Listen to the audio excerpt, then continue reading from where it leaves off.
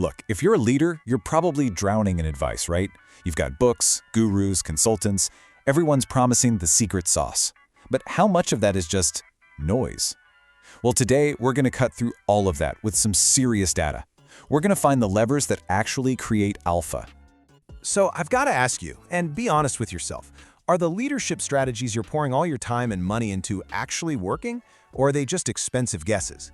You know, things you're trying because it's the latest trend or because the company down the street is doing it? It's a tough question for sure, but it's an absolutely critical one. Because, let's be real for a second, most business advice out there, it's fluff.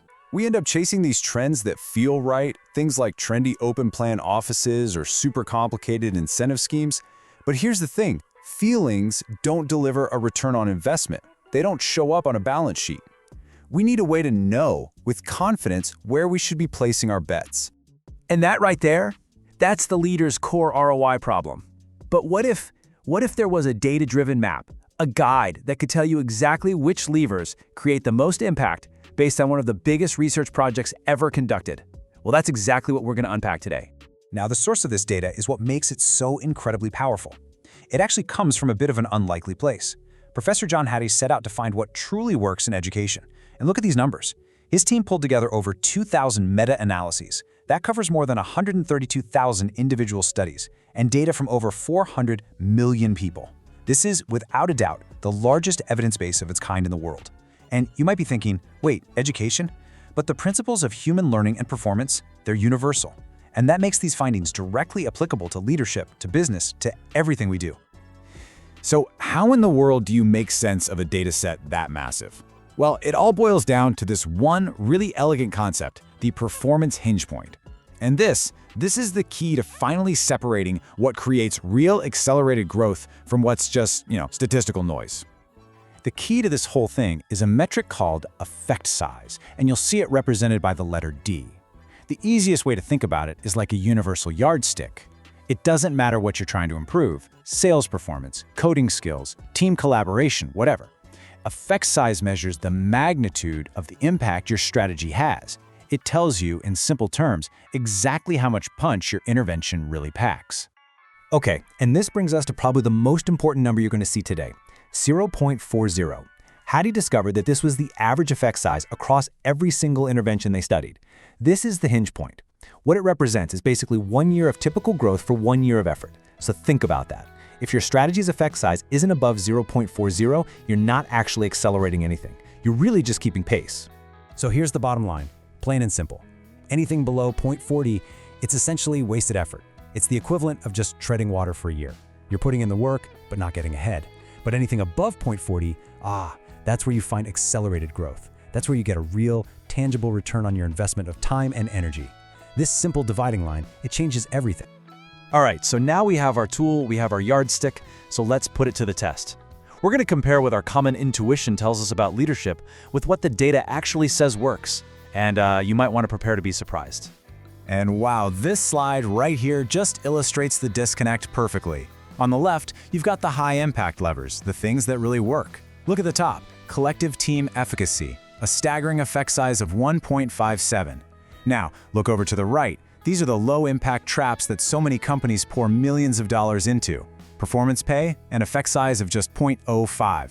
And that trendy open plan office everyone loves? It's an almost unbelievable 0.01. This isn't just someone's opinion. This is the ROI staring us right in the face. So what in the world is this powerhouse, this collective efficacy? Well, Hattie defines it perfectly right here. It's not just some kind of fuzzy, positive thinking. It is the shared, concrete belief within a team that their actions, together, are the primary driver of success. It's that powerful shift in mindset from, I hope the market is good, to, no, we will make this happen. This chart really puts it all into perspective. Just look at the bar for collective efficacy. I mean, it's a skyscraper. It delivers nearly 4 times the impact of just an average strategy. Now look down at the bar for open plan offices. You can barely even see it. For all practical purposes, its impact is 0. So let's put on our investor hat for a second. If you see a company spending millions on a massive office redesign, that's a 0.01 strategy, while completely ignoring how to build the collective belief of its teams, a 1.57 strategy, what does that tell you? It's a massive red flag. It's a sign of terrible capital allocation. plain and simple. Okay, so knowing the data is one thing, but how do we actually use it? How do we execute on this stuff? Well, it requires a pretty fundamental shift in how we think about our role as leaders. It's about moving from just being a manager to becoming what Hattie's work calls an impact auditor. Because what the research shows is that the best leaders in the world, they aren't just charismatic visionaries or managers who are good at directing action. No, they are obsessive evaluators, constantly and rigorously measuring their own impact on their team's performance. And this slide just shows that shift perfectly. It's about moving from a monologue to a dialogue.